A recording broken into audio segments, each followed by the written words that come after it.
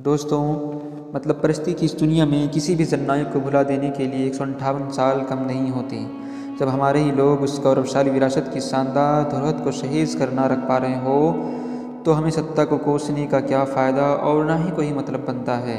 दोस्तों, दरअसल मैं बात कर रहा हूँ हिंदुस्तान की आज़ादी में, भारत की आज़ादी में जो मुसलमानों ने अपना बलिदान दिया, अपनी कुर्बानियाँ दी, उनकी बात कर रहा हूँ, उन वीरों की बात कर रहा हूँ, उन शहीद आज़मों की बात कर रहा हूँ जिन्हें आज हम भूल चुके हैं, या फिर हम में से कईयों को तो पता ही नहीं है कि किसने हमारे जंग आज़ादी में अपनी जान की कुर्बानियाँ दी है। दोस्तों, तो चलिए दोस्तों, उन्हीं की बात करता हूँ और उन्हीं में से एक मौलवी अहमदुल्ला साहब फैज़ाबादी थे, जिन्होंने 1857 की क्रांति में अहम भूमिका निभाई है और अपनी जान की परवाह न की और शहीद हो गए। 1857 में जब पूरा हिंदुस्तान अंग्रेज़ों के जुल्म और सितम से परेशान था और बगावत के सिवा उनके पास कोई चारा नहीं बचा था, उसी वक्त में एक ऐसा सख्त शख्स भी था जिसने अंग्रेज़ों के नाक में दम कर रखा था।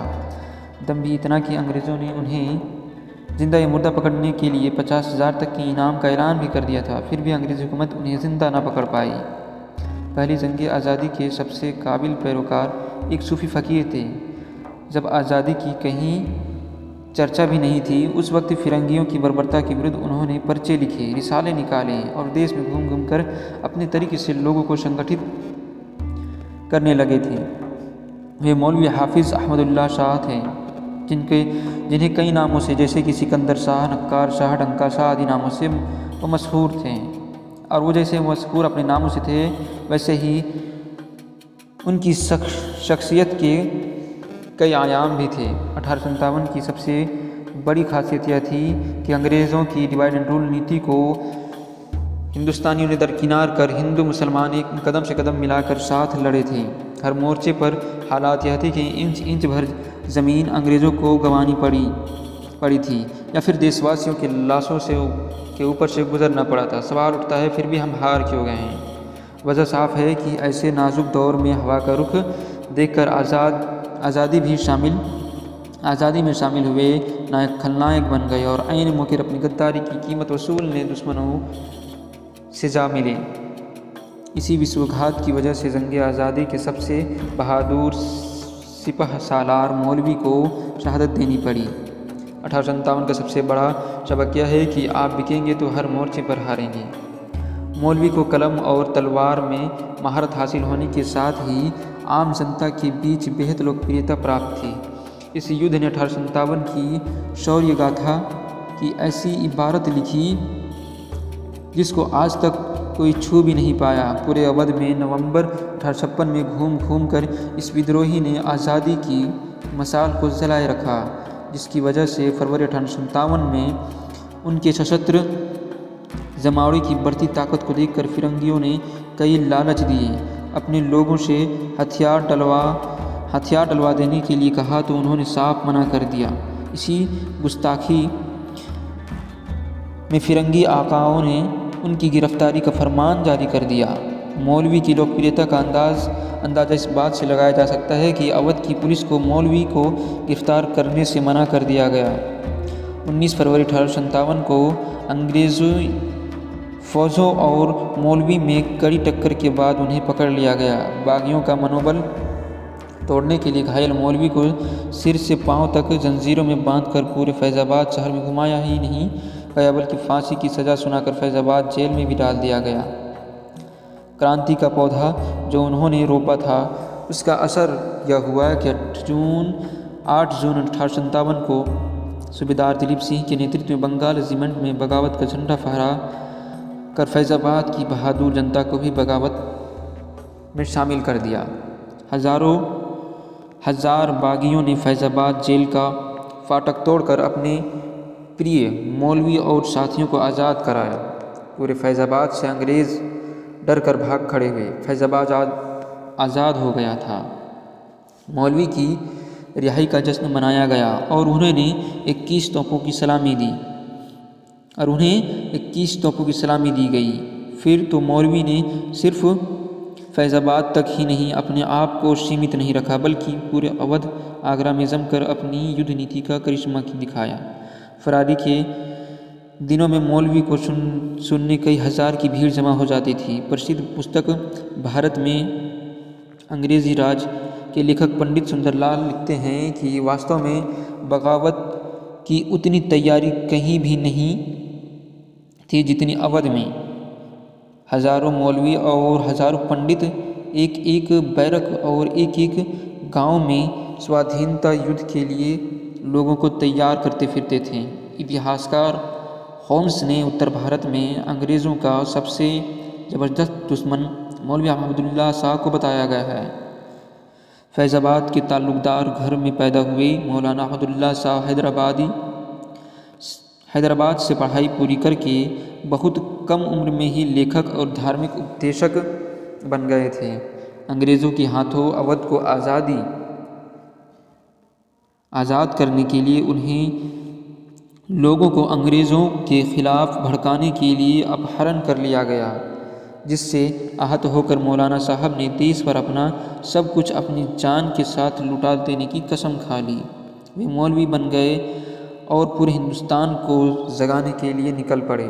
लोगों का मानना था कि उनके एक हाथ में तलवार तो दूसरे हाथ में कलम थी। क्रांतिकारी पंपलेट लिखते जिसमें वे आवाम से अंग्रेज़ों के खिलाफ जिहाद करने की अपील करते थे और उसे खुद गांव-गांव जाकर बांटते थे। 1857 की जंग आज़ादी की एक बेशकीमती दस्तावेज के तौर पर एक नाम तो नहीं मिला, पर उस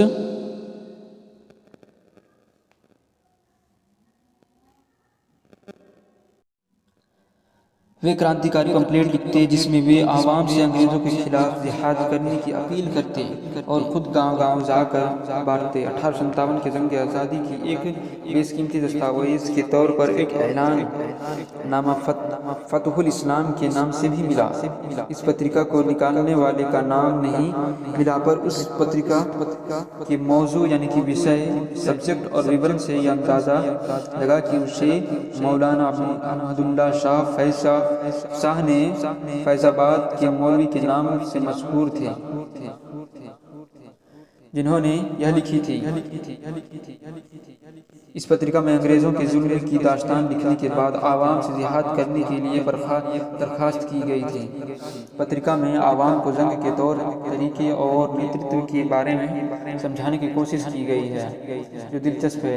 आगे उस पत्रिका में गैर मुस्लिमों को मुखातिब करते हुए लिखा गया कि वही हिंदू अभी भी वही मुसलमान वो अपने दिन पर कायम रहे और हम हमारे दिन पर अगर हम उनकी हिफाजत करेंगे तो वो हमारी भी हिफाजत करेंगे।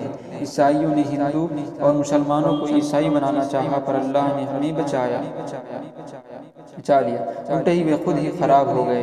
इस पत्रिका के अंत में अंग्रेज़ों से किसी भी तरह का संबंध रखने से मना कर दिया गया और गुजारिश की गई कि कोई भी हिंदुस्तानी अंग्रेज़ों के पास नौकरी ना करे। मौलाना साहब खुद अपने लिखे हुए क्रांतिकारी पर्चे को गाँव-गाँव जाकर पहुँचाने लगे थे। 1856 में मौलाना साहब का लखनऊ पहुँचे तो पुलिस ने उनकी क्रांतिकारी गतिविधियों को रोक दिया। प्रतिबंध के बावजूद जब उन्होंने लोगों की आज़ादी की लड़ाई के लिए उकसाना बंद नहीं किया तो 1857 में उन्हें फैज़ाबाद में गिरफ्तार कर जेल में डाल दिया गया।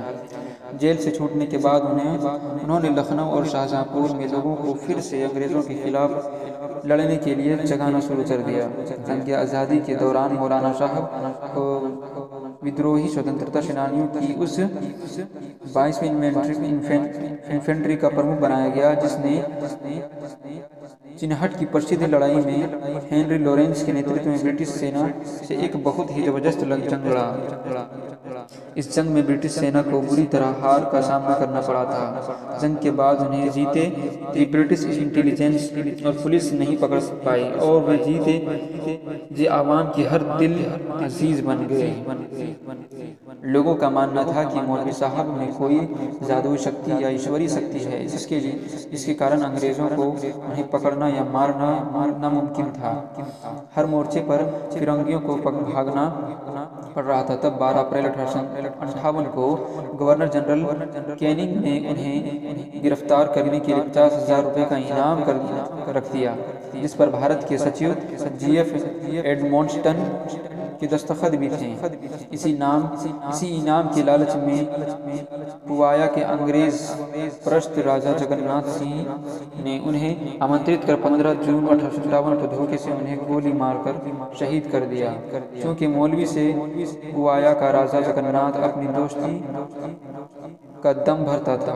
मौलवी राजा से मदद मांगने जब पुवाया पहुंचे तो उन्हें ताल में कुछ काला लगा, लेकिन इस बहादुर ने वापस लौटना अपनी शान के खिलाफ समझा। पैसों और सियासत की लालच में धोखे से मौलवी को शहीद कर दिया गया। उनके सिर को काटकर अंग्रेजी जिला कलेक्टर को राजा ने अपने सौंपा मुँह मांगी रकम वसूल की। इस विश्वघात से देश के लोग रो पड़े। फिरंगियों ने आवाम में दहशत फैलाने की नीयत से मौलवी का सिर पूरे शहर में घुमाया और शाहजहांपुर की कोतवाली के नीम के पेड़ पर लटका दिया। यह अलग बात है कि कुछ जुनूनियों ने रात में सिर को उतार कर लोधीपुर गांव के नज़दीक खेतों के बीच दफना दिया, जहां आज भी मौलवी का स्मारक मौजूद है।